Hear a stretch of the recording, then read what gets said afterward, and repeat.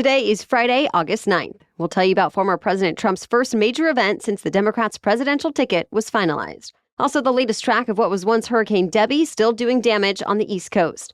Plus, a positive sign for the U.S. housing market, what to expect from the Olympics closing ceremony, and how to see the best meteor shower of the year this weekend. Those stories and even more news to know in today's episode. Welcome to The Newsworthy. All the day's news in around 10 minutes. Fast, fair, fun, and on the go. I'm Erica Mandy. Thanks so much for being here. You ready? Let's do this. The next presidential debate is set. Former President Donald Trump says he agreed to debate Vice President Kamala Harris on ABC News next month, even though earlier this week the former president had said he canceled.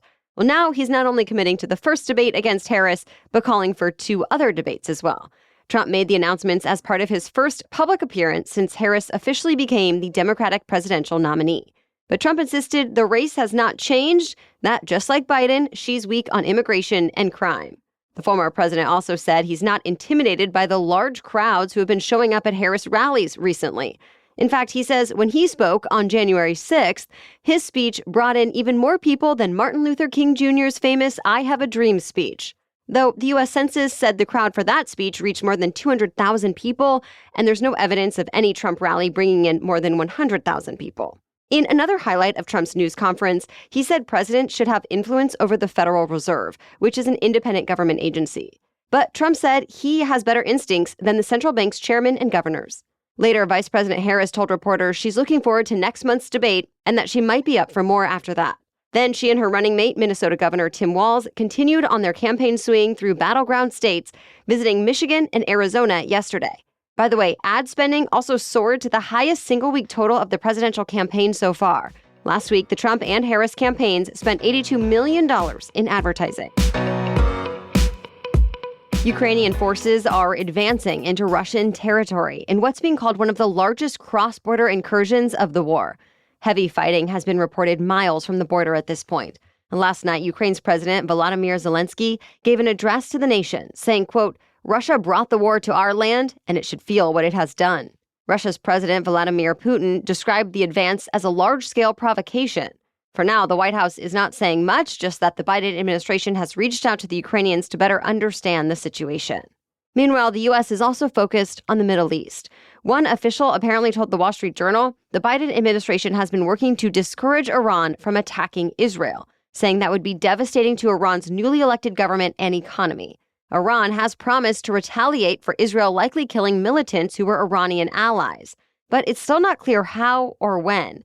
The U.S. has already made it clear it's ready to use force to defend Israel if necessary. American fighter jets and ships arrived in the region this week. There's more evidence COVID-19 has become less dangerous for Americans. The CDC put out new data this week that shows the virus fell to the 10th leading cause of death in the U.S. And that's a big change from earlier in the pandemic when COVID was the nation's 3rd leading cause of death. But now more people are dying from things like heart disease, cancer, and injuries like gun deaths and drug overdoses. And with COVID-19, deaths decreased for people all ages and racial and ethnic groups. Of course, that doesn't mean COVID-19 is harmless either.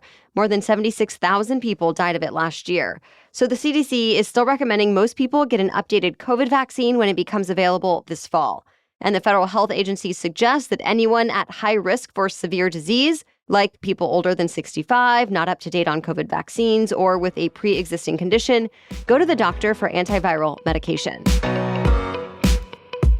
One thing doctors probably don't recommend when you have COVID: running an Olympic race. But that's exactly what American track star Noah Lyles did yesterday. He had been expected to win the 200 meters, but instead he got bronze, then had to be taken off the track in a wheelchair. Later, Lyles revealed he tested positive for COVID 2 days ago. Separately, Sydney McLaughlin-Levrone won gold in the 400-meter hurdles, breaking a world record along the way. They weren't the only Americans to make it to the podium yesterday either. Team USA actually became the first country to surpass 100 medals at the Paris Games. And the competition is not over yet. The U.S. men's basketball team advanced to the gold medal game by beating Serbia in an epic comeback yesterday. The American women's basketball team plays Australia in the semifinal today. Plus, the U.S. women's soccer team and volleyball team will play for gold this weekend. Today, there's also more track and field, marathon swimming, golf, diving, and so on. Everything wraps up on Sunday, though, with the closing ceremony marking the official end to the Paris Olympics. Much of what the organizers have planned will be a surprise, but there are a few details out there already. Like it will happen at France's National Stadium, which will be transformed into a concert hall. It will feature more than 100 performers like singers, dancers, and acrobats. TMZ says actor Tom Cruise is even planning some kind of epic stunt. Plus, there will be the traditional moments like the flags of the nations, the athletes' parade, and the handover of the Olympic flag to the next city hosting the Summer Games. In this case, Los Angeles. You can watch the closing ceremony on NBC or Peacock this Sunday at 2 p.m. Eastern. After these Olympic Games end, the Paralympics are up next, starting August 28th. We have more news for you still ahead, but first, this episode is brought to you by Wild Grain. There's nothing quite like the smell of fresh baked bread coming out of the oven. I love having that smell as guests come over to our house, or even just to get my family coming downstairs asking what deliciousness is happening in the kitchen. It's possible with none of the time and work typically involved, thanks to Wild Grain. That's because Wild Grain is the first ever bake from frozen subscription box for sourdough breads, fresh pastas, and artisanal pastries. Every item bakes from frozen in 25 minutes or less, no thawing required.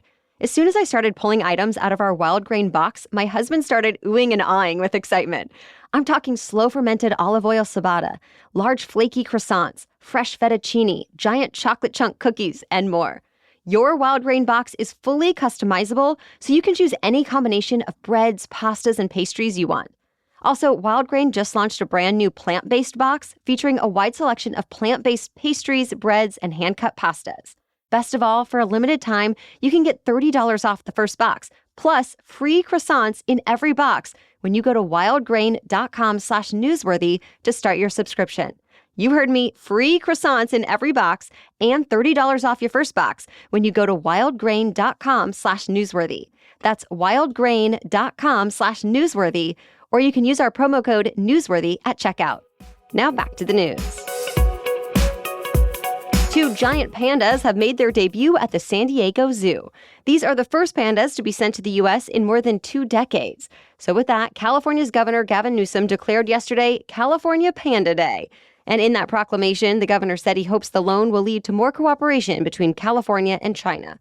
The 2 pandas are seen as a gesture of goodwill, and China's ambassador to the U.S. has said California welcomed them with great warmth.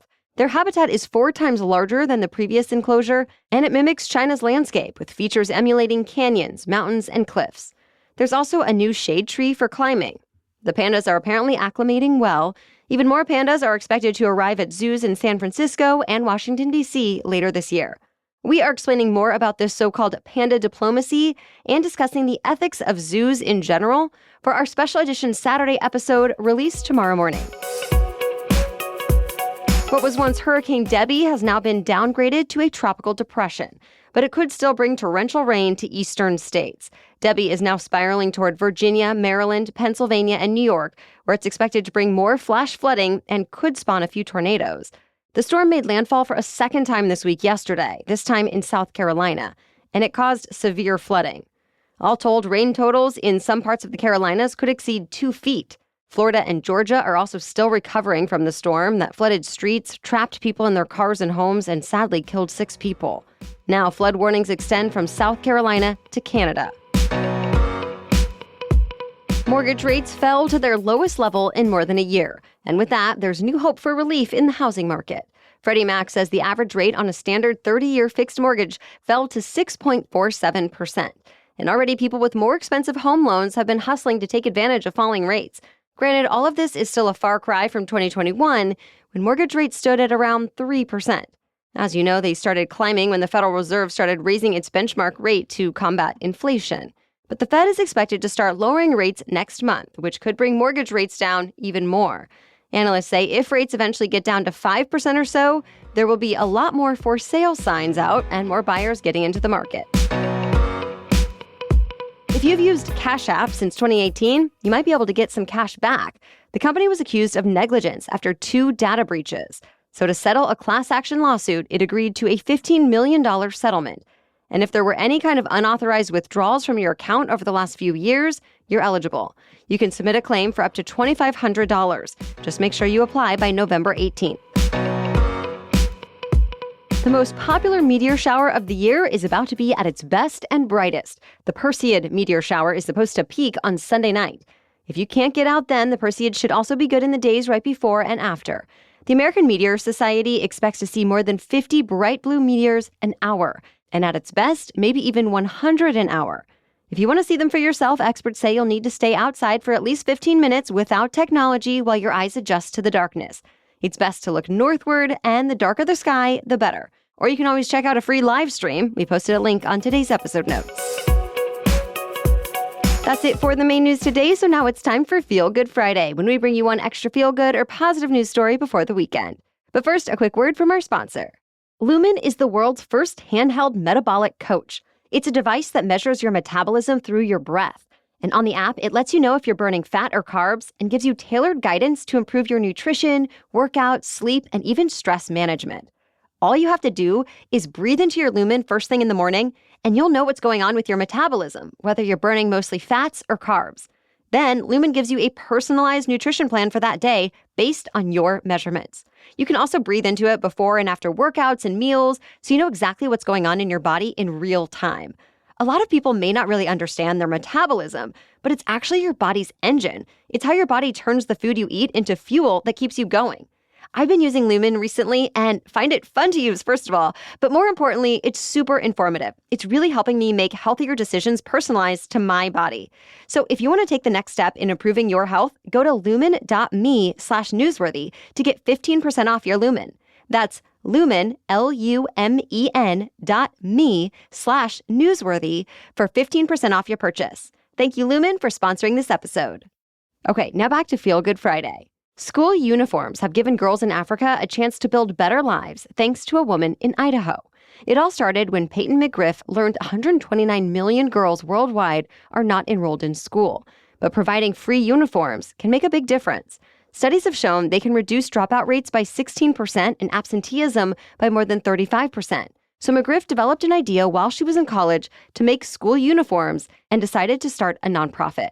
A professor from Togo, Africa, gave her feedback and encouraged her to join a spring break trip to do field research. And she did. Well, McGriff returned home and she pitched her project to entrepreneurship competitions. She won $35,000 in seed money and eventually brought her vision to life. She worked with local seamstresses to design a school uniform that can be easily sized up as girls grow. It has adjustable cords running along the side and extra fabric hemmed underneath so it can grow up to a foot in length. When girls do finally outgrow them, they can be passed down. Now McGriff's nonprofit called Style Her Empowered, or known as SHE, provides 1,500 girls in Togo with free uniforms, school fees, supplies, tutoring, and much more every year. And McGriff says she eventually hopes to expand this work worldwide.